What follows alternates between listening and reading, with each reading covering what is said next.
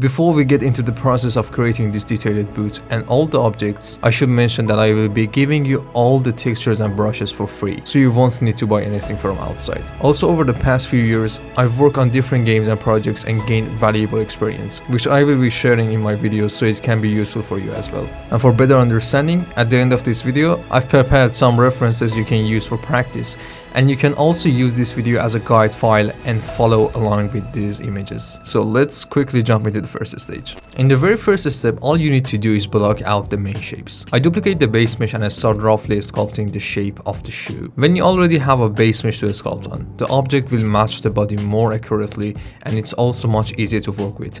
At this point, it doesn't matter if the forms are perfect. I just want something that allows me to check proportions and see how the objects will fit together overall. So don't even think about adding any details here. Sometimes I will throw in a few small lines just to mark certain areas, but they are not meant to be final at all. Using references properly during the blockout stage can really make things easier. Look at the big forms and the silhouette of your reference, not the tiny details. Your goal is to translate the body's shape into the object that sits on top of it. It could be anything: shoes, armor, clothing, and so on. And also keep the mesh in dynamish with low density because blocking it out will be much easier that way. Next, I will do the same thing for the fabric around the shin area. I mask that part and extract the mesh from it, keeping the thickness very close to the body. Then with the move brush, I slowly push and pull the forms until they move away from the leg and start to feel like fabric with some thickness. That's the whole point of blocking, to have something simple as a starting point, just with raw forms. Mask and extract, or sculpt directly on your mesh to define the new objects. I should add that if at this stage you only focus on the silhouette and not on the surface details, your work will be much easier. Pay attention to the shape of the body and the shape of the clothing. It's also a good idea to first outline the outer lines and general silhouette of your character in Photoshop, exactly like we did in the previous video for hard surface. After extracting, you can start sculpting in some primary, larger folds based on your reference. I highly encourage you to take the time to find proper references for your concept. You can't really guess randomly how folds should look. Well, you can, but it won't be perfect. And as one of our friends pointed out in the previous video, at the end of this one, I've prepared a few examples for you that you can practice with to push your work further toward a final result. So the workflow is simple. First, block out the mesh, extract it, shape the overall silhouette with the move brush, and then sculpt a rough form on top. You don't need any fancy brushes or tools at this stage. You don't even need to think about topology. The only goal here is to create that object. Use any method or tool you know. Just make something that gives you the feeling of your concept when you look at it. For blocking belts, the easiest way is to use the strap snap brush. Hold shift and click on the area you want, and it will create a perfectly closed loop at any angle. Even better, once you click on it, you will see that it automatically snaps to the surface. This is super useful and saves you from having to manually adjust things and deal with messy fixes. Then I go back to the main folds of the fabric. And listen carefully, this is important. The worst case scenario for sculpting folds, meaning if you don't know what to do, is this. Push the areas under the belts downward and push the free areas of the fabric outward. That way you at least create the sense of tension that the belt produces on the clothes. This is a very important point. I'm not talking about tiny wrinkles here. I'm talking about blocking out the big shapes. Common mistakes that beginners and even some pro artists make is jumping straight into small wrinkles. But even if you sculpt those perfectly, if you fail to convey the correct tension and weight of the fabric, the value of your work drops dramatically because it won't feel real. So the first thing you should do is pull the whole mesh outward, then push down the areas where the belt presses in. That's the simplest and most effective way to start fabric. And after that, you can add some of the main folds on top. You can use this standard brush or any brush you're comfortable with. There are no limitations. When you're working on a project and you want to send your blockout to your client, this is the stage where you can instantly get rejected if you don't pay attention to the form and material of the clothing or objects. The client will immediately see that what you've made doesn't resemble the concept, and they don't want to waste their money letting you take it to completion. That's how they think. So forms really matter. Keep checking them, keep moving things around, and always compare them with your concept to better see the proportions and shapes. Block it out in a way that when you look at it from a distance, it really feels like the final result, just without the details, but with the correct forms.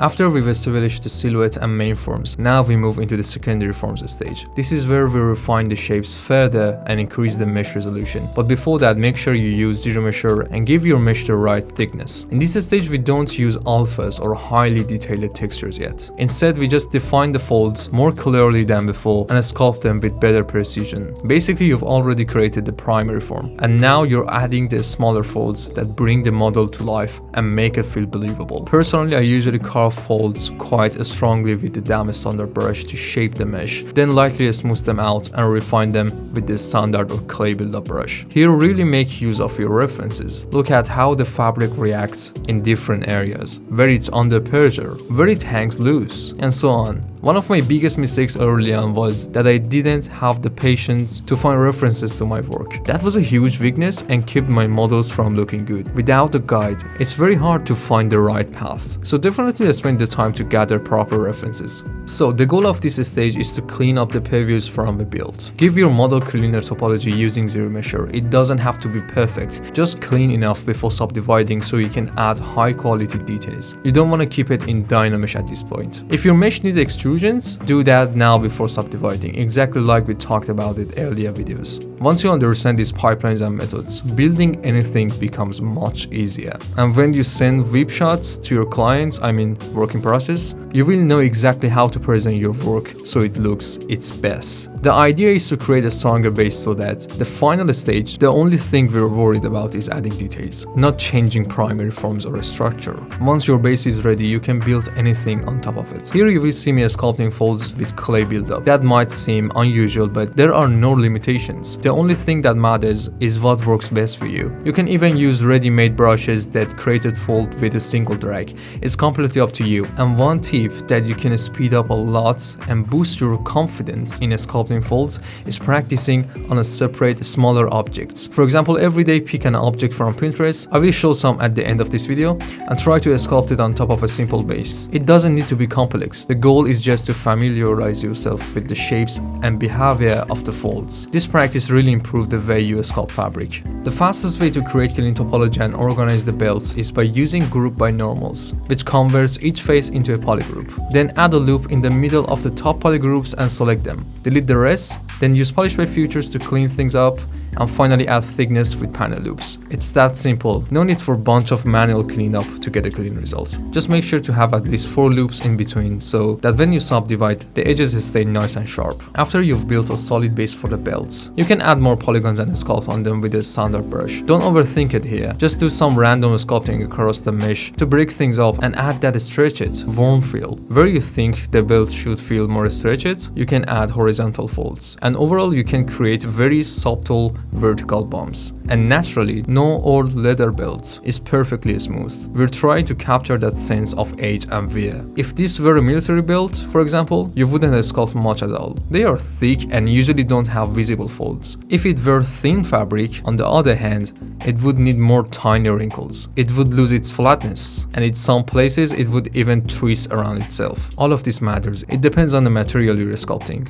Finally, I go back to the main fabric and I start finalizing the forms, adding more detail. The only brushes I'm using here are clay buildup and damage standard, nothing fancy. All you really need to do is push out the areas where pressure is visible and pull up the areas around them. The most important factor here is the type of fabric. The length and thickness also play a big role, since they affect the way the folds form. So don't stress too much, just focus on building the main forms and then use references to finish the folds. And practice will definitely make you better at this. Also, in about 2 months, we'll have a mentorship and workshop where we'll fully create several game and animation characters together. You will also get personalized feedback at each stage. I will review your models and send them back so you can continue to the next stage and reach the final result. Also, in the Telegram channel, we do weekly random portfolio reviews and I upload the videos there so everyone can benefit. And plus, we talk about many other topics. You will find the link in the description. And also, your feedback on this style of tutorial is really important to me. Let me know what you think and how we can make these videos even better to provide the most value for you.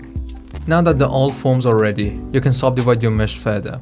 But before doing that, go back to subdivision level 1, unwrap it, and then with the noise option, select the texture I've included in this project. Make sure to enable UV mode for the noise, then scale it to the size you want and increase the intensity so the details really show up. Before you apply the noise, always create a new layer first, because after applying, the details usually look weaker. With layers, you can easily multiply the intensity later, which is super useful. Also, I highly recommend subdividing your mesh as much as possible so you can generate high quality details. They shouldn't look pixelated. A very important thing when applying noise is to first UV your mesh using polygroups. This way you can control the UV cuts and avoid stretched textures. For even cleaner results, you can create the UVs manually so everything aligns perfectly. When applying noise, make sure the UV option is enabled. This gives much better quality. If you use 3D projection, it only works from the camera view, and from other angles it will look stretched and broken. So I don't recommend it for these type of objects. If you don't want noise applied to certain areas, just mask them out. Also note, changing the color has no effect on the noise itself. It only changes the viewport color in ZBrush,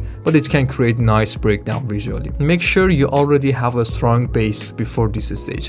If you need to change the main forms afterward, it can ruin or stretch the details. Once the noise is applied, you can move into the next detailing stage to add more breakdown. Things like tears, scratches, stitches, and basically anything your model needs to feel as real as possible. Of course, not every object needs this level of wear and tear, but it depends entirely on what you're aiming for. For tears, you can use a /2 brush, which is amazing and comes with ZBrush by default. You can use it on any type of surface, even metal. It all depends on how you drag it. I also recommend storing each detail in a new layer so you can adjust intensity or delete it entirely if needed. And this is very important in professional workflows. You want everything to stay flexible for client projects. Finally, you can use a stitch brushes included in the project file. It has a nice zigzag effect. In previous videos, I also shared some other stitch brushes you can use. Dragging stitches doesn't always need to be done manually. You can apply them to polygroups with a stroke in one click. But since I didn't design this model with clean edges for that, I will place them by hand here. And to make them look more natural, you can sculpt underneath with the standard brush to create depth and cavities. That makes the stitches blend into the fabric much better. If we talk briefly about the game workflow, for game assets, we usually don't add heavy patterns and textures in ZBrush. We just keep moderate surface via, because most of the work happens later in Substance Painter. That's where you get the flexibility to test different patterns and materials to each come with their own surface detail. So the best option is usually to bring patterns in at that stage. But if you're limited by UV space or working with lower quality textures, the best way to get clean bakes is to sculpt the high quality details in ZBrush. That was more common in older workflows, but the principles still applies. For topology, it's usually best to retopo everything together, especially since the belt and clothes are so close to each other. You can retopo them as one continuous mesh to get a deeper, cleaner bake, especially in key areas like knees. And always keep loops straight and clean, otherwise your character will run into rigging issue later. For the edge leather effect, you can use the alpha provided in the project file. Just drag it vertically along the belts or across any leather surface where you want the effect. After that, refine it with brushes like Damage Standard or a /2 to add cuts and surface breakdown. For edges tears especially, I strongly recommend a /2. It's very important. It's very powerful. If it feels too intense, just do it on a new layer so you can reduce the strength afterward. So let's quickly recap the workflow. First, block out your mesh and extract the main shapes. Then build the forms of each object and push them closer to the final design. Create clean topology. Refine the big and small forms again. Unwrap UVs. Apply noise and texture. Finally, add random details, tears, stitches, scratches, and everything else that makes it feel natural. At the end, I've added a few Pinterest links in the description with references you can use to practice alongside this video. I picked ones that have similar challenges to what we covered here, and I tried to choose references where the forms and folds are very clear, so you can easily practice from them. It's even better if you first outline the silhouette and folds in Photoshop, just like we did in the previous video, because that helps you recognize everything more clearly. Also, if you have new object ideas or any feedback for this video, please share them in the comments. And as always, practice, repeat, and try to create something you can truly be proud of. See you.